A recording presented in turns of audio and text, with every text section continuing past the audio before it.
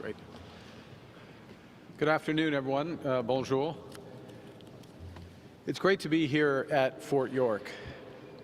Built back in 1935, this armory was constructed for a new unit, one that was created as part of a major modernization of the militia. And today, once again, we're here because we are beginning the work of modernizing and strengthening not just a militia, but Canada's entire military. Early this morning, with the Chief of the Defence Staff, with the Minister of National Defence, we outlined a plan that will redefine Canada's place in a more dangerous and divided world. At the centre of that plan are the men and women of the Canadian Armed Forces, the individuals who make immense sacrifices every single day in the service and protection of Canada and our allies. Le système international sur lequel nous nous sommes longtemps appuyés est de plus en plus instable. Alors que de nouvelles puissances s'engagent dans une lutte qui va façonner le futur du monde, le Canada doit être prêt.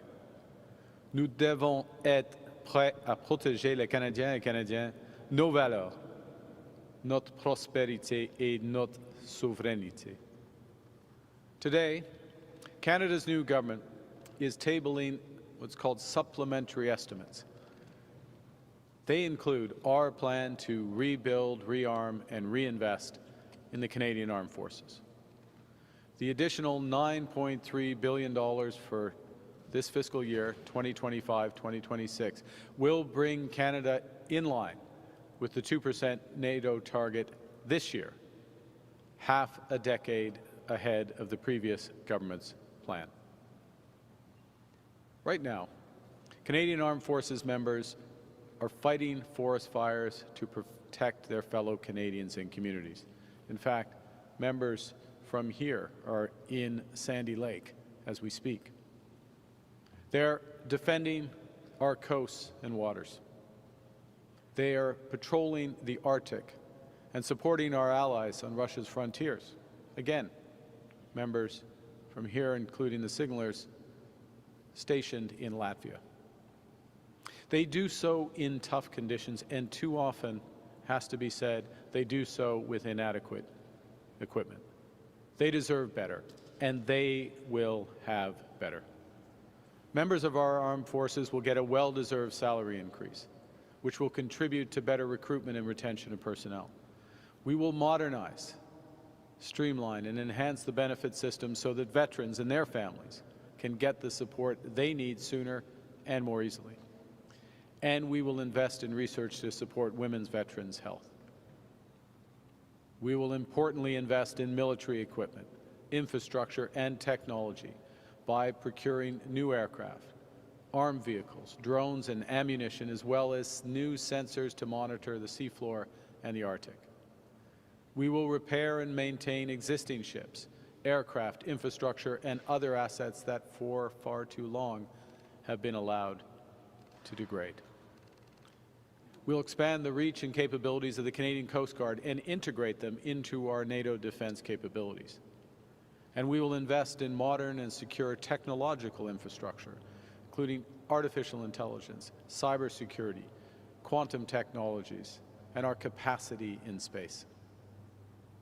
Our plan will include the support of key capabilities, including the Arctic over-the-horizon radar, the Joint Counter-Drone Program, joint support ships, long-range precision strike capability, increased domestic ammunition production, additional logistics utility vehicles, light utility vehicles, and armored vehicles. Il est temps pour le Canada de tracer sa propre voie, de s'affirmer sur la scène internationale. Il est temps de défendre nos valeurs avec ceux qui les partagent. Il est temps de partager avec le monde une approche et une vision distincte. As the world grows more dangerous, we will secure Canada. And through these efforts, we will also create tens of thousands of high-paying jobs right here at home. Canada will lead with the strongest economy in the G7 and a strong, secure and sovereign future for all Canadians and for all time. Thank you very much. Merci, and I'll now be pleased to take your questions. Nous allons maintenant passer à cette conférence de presse. We'll now begin the press conference. Nous commencerons avec une question et une relance. We'll begin with one question and one follow-up. Première question, first question. Good afternoon, Prime Minister Carney. John Benavali Rao with CTV National News. You're moving up the NATO spending target in a way that you didn't talk about during the election campaign. How much of this is going to be creative accounting, shall we say, to get to the target you need ahead of this NATO meeting at the end of the month? Thank you for the question. None of it is going to be creative accounting. Look, I think what you're seeing here is a reflection of several factors. One, the good work that's been done by Department of National Defence, the Canadian Armed Forces in advance during this period. Let's face it, where there were election campaigns and the focus was only on the immediate as opposed to moving forward. That's the first thing. The second is a full recognition by Canada's new government of the fundamental importance of providing the basics, the foundations, proper pay, proper benefits, proper housing, munitions, equipment, the basics are there. But then moving off from that to begin to build these critical capabilities. And I would say one other thing, and I'll hand back for your follow-up, which is that we're also recognizing that even during the elections campaign from the start of the year, the world shifting, the nature of our alliances changing, the expectations within those alliances, but also our expectation for what we need to do to protect Canada have shifted. And when it's something as fundamental as defense of Canadian interests, you need to act, and that's why we're pulling things forward. There's still a massive procurement problem for the Canadian military. How do you intend to fix that with this announcement? Yeah, so part of this announcement, and it's an incredibly important question, if I can just expand on it for a moment, which is there's several aspects of procurement issues. The first is the speed with which, there's announcements, there's money allocated, but that money doesn't get spent, it lapses in the parlance, and that means that the women and men of the armed forces don't have the equipment they need. We can't deploy as we need to. Secondly, there's an issue about predictability of the spend. It's very hard for our armed forces, Department of National Defence and their support, to plan 3, 5, 10 years out. They need to be able to do that. So we need to be more consistent. And the third element of procurement is around how do we procure in a smart way? And that starts with value for money. Every taxpayer dollar is precious. But it's also being smart about having the maximum economic impact here in Canada. And so what you're seeing with the announcement today is greater predictability, commitment to the scale of investment, predictability about the types of capacities we're going to be building. And then thirdly and importantly, a structural change, which we've mentioned before, but we're emphasizing, is that we will create a new defense procurement agency. We're in the process of doing that. And that agency will have various abilities for various reasons we can discuss at another juncture in more detail, where they can move more quickly in making procurement decisions. They will have that focus on building Canadian capacity at the same time. And so they'll help solve these very real issues that you're raising. Thanks very much. Thank you. Next question. Hi, Mr. Carney. Jacob Lawrence with Bloomberg News. I just wanted to ask again on how this will be paid for. Are you looking at taxes or program cuts, additional debt? So we, one of the things we've said from the start in recent months is there's a few big decisions in the very near term for the government. Some of them don't cost or cost very little, which, for example, the One Canadian Economy bill, which is now before the House, will have a huge impact in terms of growth in this economy and bringing the country together. Others have a more significant impact, and you just mentioned two. Today's announcement and this focus on meeting our own responsibilities to protect Canadians, but also our NATO obligations at the same time. It's this decision that we're announcing today and the associated summit at NATO towards the end of this month, those are significant events from a budget perspective, and we wanted to get to a point where we had addressed those. And then secondly, as you just referenced, we have just begun the process to look for savings in government, to improve government productivity, to reallocate spending across government. We're just, last point, and so getting greater traction on that and clarity on the scale of that will be important for the budget. Last 2 points. Budget will be delivered in the early fall. The Minister of Finance will be more precise in due course. But we just cut taxes. We're not raising taxes. We just cut taxes. 22 million Canadians are getting a tax cut July 1st. Very pleased to see all-party support of that in the House. A good sign of parliamentarians coming together to help Canadians during the affordability crisis.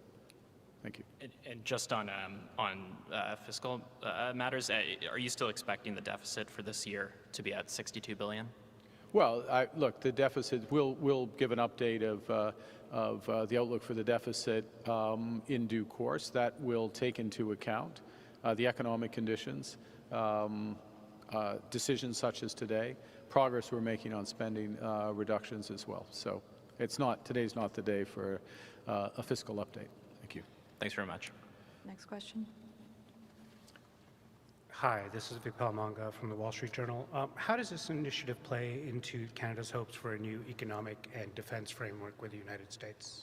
Well, I think what it starts with is our responsibilities to Canadians, and within the context of, well, first and foremost, it's about protecting Canadians, us taking our responsibilities in the context of a United States that is providing a lower degree of collective security. Understandable, very clear, understandable, so we're stepping up. It's also understandable, quite frankly, because the threat landscape, unfortunately for this country, has increased with both the policies of some countries, with non-state and terrorist actors, but also technology and the ability our advantages of geography have been reduced, I can put it that way. So first and foremost, we're doing this for us. Relatedly, we're doing it as a strong NATO partner. We're a firm believer in NATO, and we're standing shoulder to shoulder with our NATO allies. We'll continue to do so. And of course, the United States is a fundamental ally of the country. So I think it's very complementary to the process of developing that new economic and security partnership with the Americans. Presumably, some amount of these monies will go towards U.S. Companies and defense contractors. Does that help in your negotiations with the U.S. at all? Well, we are certainly in the top 20 clients, if I can put it that way, of the United States defense industry. And we are significantly increasing our defense spend. So it's material. We are material. And of course, there are many complementarities between our expertise, including the women and men of the Canadian Armed Forces, but also technical expertise. A complementarity which will only increase with what we're announcing today. I'll give you an example. Canada is absolutely one of the world's leaders in cyber and AI. There is a big focus in this defense package on developing our cyber and AI capacities, working in partnership. We're here in Toronto. We're a few blocks away from the Vector Institute, for example, and creative destruction labs. So building on those partnerships can be complementary to our relationship with the U.S. Thanks. Thank you. Next question. Hi, Prime Minister. Jeff Gray, Globe and Mail.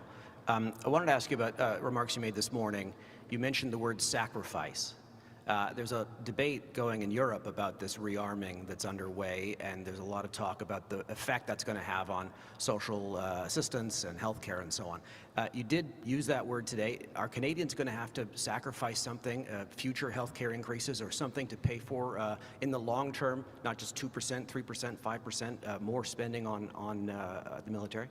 Well, I think the first thing is that it underscores, and I also made this, thanks for paying attention to the remarks this morning, but also made this point right at the outset, is there's no true security without economic strength.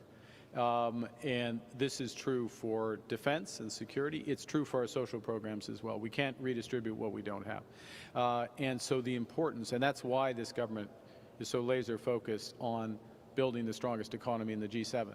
So we can not just maintain, but enhance, if possible, our social model, our social framework, support each other. Some of these sacrifices will come, I think, in terms of, I'm going to give you an odd answer to this, but I believe this, which is it's going to require a degree of cooperation, consensus, a degree of speed that's going to be needed, both for the investments, nation-building investments that we're looking to move forward, as well as to build these defense capacity. And if I can just loop back to the earlier question about defense procurement, it's part of the reason why we are changing our procurement model. I'll go back to the speech then. Another remark you made talking about Canada's need to focus on Canada, to work with Europe, to maybe disentangle ourselves a little bit from the United States. Isn't it also, it's inevitable that our defense structure is going to be completely integrated with the United States? There's no way to get around that. Well, I would, you had me until you said completely. No, it's not inevitable. I would change from that line. We are very close and complementary defense partners with the United States. That will continue in many respects. I'll give you the example of ballistic missile defense in its broadest sense. NORAD as a component of the broader. It makes, there are many, many reasons for very close, if not enhanced, cooperation between Canada and the United States. And we are working intensively on the best way to do that. But there are other areas, and it can be in with respect to certain elements of materiel, technologies across any element of the forces, including AI, cyber elements, where we are going to look to diversify. We're going to do more ourselves. We're going to look to diversify our partners. As you saw, I mentioned in the speech, it isn't news, but we are in close discussions with our European partners to join Rearm Europe. That will be an element of diversification. That's just smart. It's better to be diversified. It's better to have options. It's better to have different supply chains and broader partners. And of course, what we're talking about, last point, is diversifying with our closest allies, right? These are our closest allies in Europe that we diversify with, and it will be to the benefit of the Canadian people. Thank you. Next question. Hello, Prime Minister. Nathaniel Dove with Global News. You said during the campaign with regards to national defense, you don't start with a percentage of GDP or what can be an arbitrary figure when it comes to national defense. Can you explain why you changed your position so that now we are hitting 2% much faster than you originally said? Well, actually, it is the same position. It's looking at all of the elements on the ground, starting with the very basic elements of the foundations of the Canadian forces. Pay, the lodging, munitions. I'm being simple, but I could give you very logic. Just the day in, day out experience, both of the individuals, the support they have, the support our veterans have, but as well the equipment that they have on in protecting us on the battlefield. We see the strains. For example, with respect to the relatively limited operational readiness of some of our aircraft broadly speaking, with respect to all that's being called on our military right now, including with the fires. And I want to full credit to the two individuals and the people they represent behind me for the full support they have given in massive evacuations and timely evacuations working with the provinces. But we need to build up that capacity, and seeing that, and knowing we can act on it makes sense to act now. And then the second thing is the scale of the what I would call the enhancing our military capabilities across cyber, AI, critical minerals, other elements of that. There is an immediate need or immediate opportunity now it happens that that puts us in a position where we're not just at 2, we're above 2, probably round it to 2.1% of GDP, okay, for what it's worth. Last thing, if I can say, is that I did make the point about, within the context of a broader negotiation within NATO, about longer-term targets, and that's something that's under discussion, is that we're going to be guided by what's necessary. Again, we're going to keep the same principle, not to satisfy, all due respect to them, NATO accountants, some magic number. It is about the results. So speaking of the NATO accountants, you said that this morning as well. Mark Rutte, I think on Wednesday last week, NATO Secretary General said that we can forget about keeping ourselves safe with 2%, and allies now are discussing 5% overall of GDP spending, 3.5% directly towards defense. When will Canada meet those new numbers? And if not, what message does that send to our allies when we are now, I suppose, meeting 2%? Well, first, we are meeting 2%, and that is the NATO target as it is today. Secondly, as you just said, NATO allies will be discussing what, in addition, and there will be, we can see from our own needs, our own requirements over the medium term, that we will need to spend more, in our judgment, more relative to GDP. So we'll have discussions about how much that more is and what's the horizon over which to have those bigger numbers. And the Minister of National Defense was just at NATO in the last few days and had some of those discussions. But it'll be about results. And I'll make one final point here, which is, importantly, a component of that increased spending is what's called a defense industrial pledge. 1.5 percentage points of GDP that's spent on everything from resilience through to really foundational elements of defense, critical minerals, and it could include things like AI, quantum, other elements. We feel very confident that we are in the zone of already meeting that requirement. We also have a strategy, and look, we've got the signalers here, we've got expertise literally in the room. We have a strategy that's looking to really build on those elements anyways. So I think we're at 2. That extra 1.5, in that case, defense industrial pledge, is something we feel very comfortable about, both the need and our ability to deliver on that. When you move beyond that, it'll be a discussion, and it's this discussion about results. Defense is it literally is to keep our citizens secure, and we'll do what's needed. Thank you. Thank you. Next question. Hey, Barbara with iPolitics. So this Friday, you signaled desire to re-engage with China to improve market access for Canadian agricultural producers. And our outlet had an interview with the Taiwanese ambassador recently. He warned against cozying up to Beijing because of its tendency to use trade as a political weapon. Why are you putting any trust in China at this time?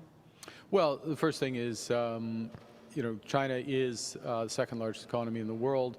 It is our second largest trading partner, and we have not had engagement with them on matters related to trade. The last time our formal trade mechanism met was, I believe, is 2018, 2019, our so-called JETC had met. So, we're starting from a pretty low base here. Secondly, the real damage has been done to our agricultural sector, our fisheries, because of Chinese tariffs. We think they're unjustified. We need to engage to have those discussions with them. So there are degrees of relationships. This is a recalibration of the relationship. Thank you. I want to ask on housing as well. So housing groups have been calling on your government to extend the first-time home buyers GST rebate to all new home buyers to help accelerate housing construction. Premier Ford also said that he talked to you recently about that. Is this something you are considering? Well, I'd put it this way. We're talking about first-time home buyers and a full GST rebate on homes up to $1 million. And still a substantial, it's a sliding scale, up to $1.5 million. What we're looking to is to help younger Canadians getting their first home, and others getting their first home.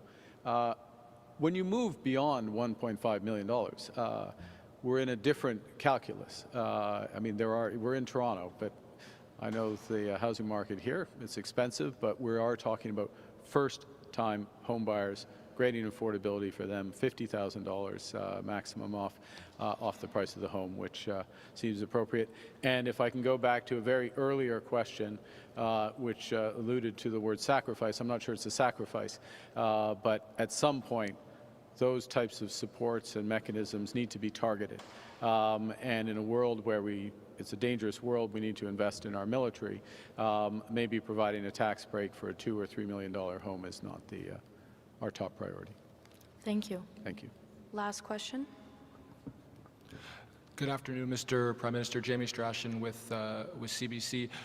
Obviously, we're talking about a lot of money here, over $9 billion. Are you confident that DND has the capacity to actually spend it? Well, thank you, Jamie. That's one of the issues. It's been a historic issue. It's one that we looked at closely in terms of designing the package of measures here. Some of it is very spendable, if I can put it that way, in the short term, going directly to personnel as an example, directly to munitions, places where there's capacity. Some will be in partnership with our allies, including Ukraine, where, again, very high degree of confidence there. And there's going to be a great focus on ensuring that this money is as effectively used as possible. Where I'd flag is in those cutting-edge areas around building our cyber capacity, AI capacities, and others. We actually have good programs. We have great opportunities to do those, but they're, in effect, when I say good programs, we have good opportunities, maybe is a better way to put it. And we have great companies that are available for that. But we'll have to do a bit of work to move those out, but we fully intend to do that. And if I can just use your question again to reemphasize, this reform we're making to the Defense Procurement Agency, which will not affect, to be clear, the very short-term spending, but will affect medium-term spending. The motivation of your question is one of the reasons why we're doing that. And just a question about the kind of... Vers la fin, puis l'autre question, et puis c'est nécessaire maintenant ou... En ce qui concerne la... OK, d'accord. En français, je vais traduire. I'm going to translate for Madam. Oui. En ce qui concerne l'approvisionnement et la capacité du département de la Défense de mettre en œuvre ce montant de l'argent, c'est une bonne question. La réponse est la plupart des dépenses sont à peu près immédiates. Ce sont des salaires. Ce sont pour des hommes et des femmes de la force canadienne. C'est pour des munitions. Le matériel, et on peut dépenser presque immédiatement. Mais ce qui est un peu plus difficile, peut-être, ce sont les investissements dans l'intelligence artificielle, le cyber et le quantum, tout cela. Mais on verra. Et c'est une des raisons pour lesquelles nous sommes en train de créer une nouvelle département d'approvisionnement pour le ministère des Défenses, pour des dépenses. And just a quick follow, just in terms of the money in the here and now and today, how does it make more submarines seaworthy, more land vehicles landworthy today? Some of it easier on the land vehicles. Literally, when you're don't have the parts and you need to do the repair. I mean, we're in that territory in some of the cases. That's c'est un peu gênant to have to say that, but that's true. Like just getting to the heart of the problem today. In terms of broader procurement, the time horizon is longer than this. But what we're signaling, and maybe I can use this just to in the bigger picture. This is not about getting to 2%, full stop. It's about defending Canada. Our ability to defend Canada is not at a point in time. It's going to require a sustained investment. And as I said in my remarks this morning, we're getting to this level with this $9.3 billion, but we expect a further acceleration of spending. We're going to, we're sharpened our pencils, we're going to go through it, we're going to do it in the best way possible, but we think that this proportion of spending relative to GDP is going to go up somewhat in order to protect.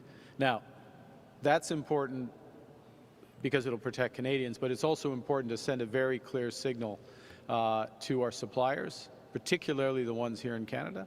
And it's important, and I think it's the right place to finish, to send a very clear signal to the men and women who are protecting us, that we're going to be there for them, and that there are great careers in the Canadian Forces, and that those careers are going to build over time. Thank you. La dernière partie,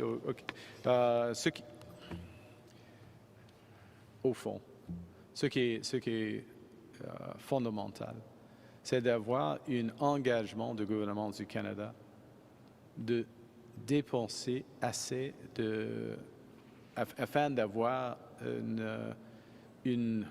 des forces canadiennes qui protègent les Canadiens et les Canadiennes.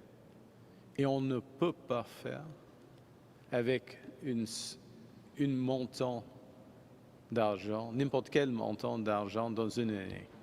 Alors, il y aura maintenant un trajet des dépenses du gouvernement qui vont être plus larges pendant les années prochaines.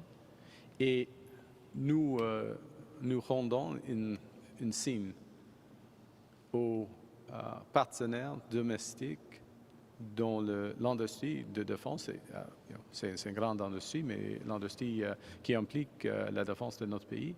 Et surtout pour les hommes et les femmes des forces canadiennes. Il y a des bonnes carrières ici. Ils et elles nous protègent et nous allons fournir les montants et la matériel qui seront nécessaires de protéger les Canadiens et Canadiennes. Merci beaucoup. Merci. Ceci met fin à la conférence de presse d'aujourd'hui. Thank you. This concludes today's press conference.